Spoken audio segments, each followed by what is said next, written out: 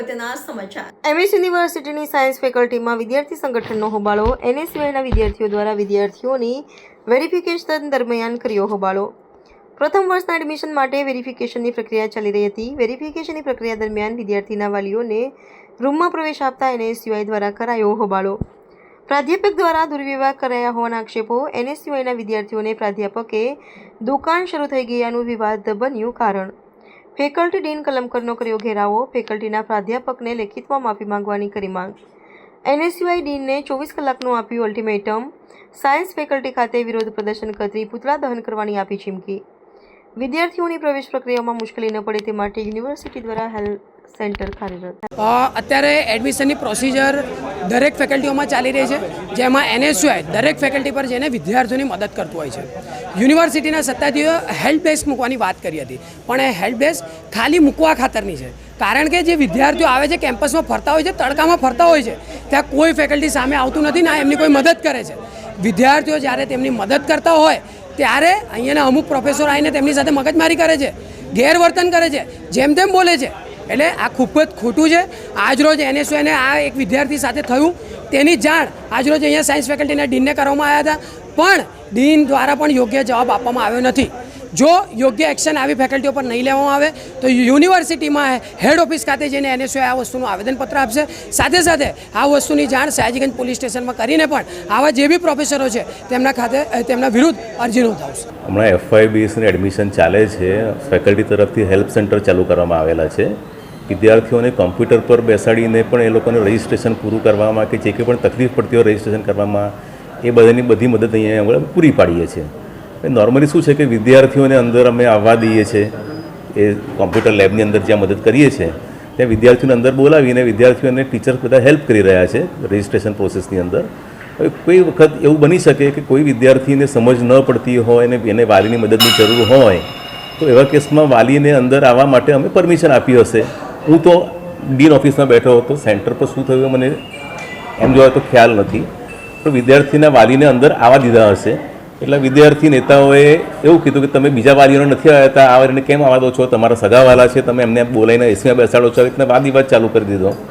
વાદ વિવાદ ચાલુ કર્યો એટલે કદાચ કોઈ અંદરના શિક્ષક કોઈ અકળાયા હશે અને એમણે અકળાઈને વાત કરી હશે, એટલે આ લોકો જીદ પર ચડી બેઠા છે કે એ શિક્ષકે અમારી જોડે આવી રીતના કેમ વાત કરી, એમની માફી મંગાવો, એમને અહીંયા બોલાવો, એમને માફી મંગાવો। એ લોકો માફી, એ ટીચર માફી નહીં માગે ત્યાં સુધી અમે અહીંથી અહીં હટીએ, ફેકલ્ટીને તાળા લગાવી દઈશું, આવી બધી વાત એમને કરી। સંપર્ક કર્યો ટીચરનો, જે રીતના આરોપોએ વ્યવહાર કર્યો? ટીચરનો સંપર્ક હું ચોક્કસ કરીશ, પણ હું ટીચરને વિદ્યાર્થીઓની સામે બોલાવીને વિદ્યાર્થીની માફી મંગાવડાવું અને વિદ્યાર્થીઓ જે એગ્રેશનમાં હોય એ ટીચરની જોડે શું વ્યવહાર કરી શકે એ રીતના મારે ટીચરને રિસ્કમાં ના રાખી શકે।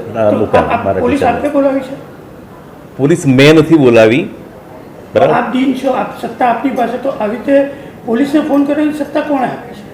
એ શક્ય છે કે યુનિવર્સિટી એડમિનિસ્ટ્રેશનમાં પણ કદાચ કોઈએ જાણ કરી હશે, હેલ્પ સેન્ટરના લોકો છે, હેલ્પ સેન્ટરનું કંટ્રોલિંગ યુનિવર્સિટી હેડ ઓફિસથી પણ થાય છે, એટલે હેલ્પ સેન્ટરના વિદ્યાર્થીઓ રજૂઆત કરવા આવ્યા હતા અને એમાં પોલીસ બોલાવી એ કેટલી હદે યોગ્ય છે?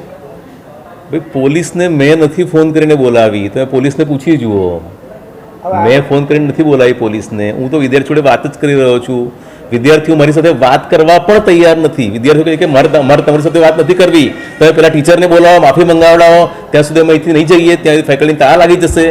હવે આ રીતની વાત જ્યારે વિદ્યાર્થી નેતાઓ કરતા હોય, અમે એનએસયુઆઈના વિદ્યાર્થીઓ છે, અમે ગમે તે કરીશું આવી વાત કરે છે, બરાબર છે? મેં એનએસયુઆઈના નેતા જોડે પણ વાત કરી, એમની પણ વાત સાંભળવા આ લોકો તૈયાર નથી, બરાબર છે? એમની પણ એમના પોતાના નેતાની વાત સાંભળવા પણ તૈયાર નથી આ લોકો। એટલે આ લોકો ફક્ત વટ પર આવે છે કે અમે શિક્ષક અમારી માફી માગે। મેં કીધું કે વિદ્યાર્થીઓને મદદ થાય એના માટે શું કરવાની જરૂર છે તે તમે અમને જણાવો તો અમે એ રીતના વ્યવસ્થા ઊભી કરીએ। વ્યવસ્થા ઇમ્પ્રૂવ કઈ રીતના કરવી એના માટે અમે બધું કરવા તૈયાર છે વિદ્યાર્થીઓ માટે, પણ આ લોકો વિદ્યાર્થીઓને મદદ કરવાનું નામ દઈને ટીચર્સની જોડે ઉદ્ધતાઈથી જ વાત કરે છે। ઘણીવાર એમને જાણ ના હોય એવો પ્રશ્ન કોઈ વિદ્યાર્થીએ પૂછ્યો હોય ને તો એમને જે ખબર હોય એવો જવાબ આપી દે છે।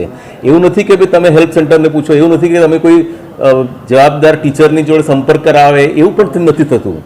વચ્ચે હમણાં એક પ્રસંગ એવો થયો કે કોઈ શિક્ષક, કોઈ વિદ્યાર્થી અહીંયા પ્રશ્ન પૂછ્યો કે ફલાણો કોર્સ અહીંયા કાંઈ અવેલેબલ છે, પણ વિદ્યાર્થીઓ એમને ના પાડી કે નથી અવેલેબલ અહીંયા આગળ। આવી પણ મિસગાઈડ પણ થાય છે।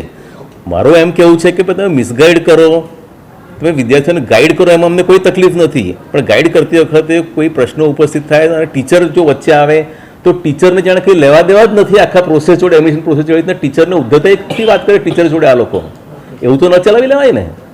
અને છતાંય હું એમની જોડે કાયમ શાંતિથી વાત કરતો હોઉં છું. એટલે અહીંયા વિદ્યાર્થીઓને મદદ થાય એના માટે જે વ્યવસ્થા ઊભી કરવાની જરૂર એના માટે અમે તૈયાર છીએ.